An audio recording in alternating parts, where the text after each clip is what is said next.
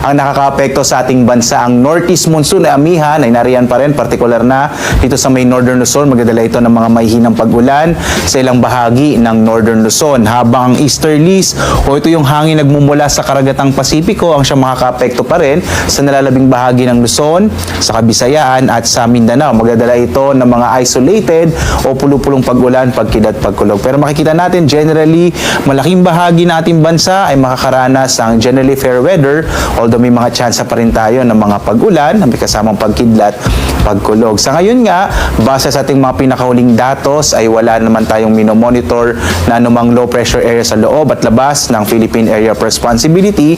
Posible para sa linggong ito, for this week, wala tayong inaasahang mabubuo o papasok na bagyo. Ngayong buwan naman ng Marso, hanggang isang bagyo ang maaring mabuo o papasok sa loob ng Philippine Area of Responsibility base sa mga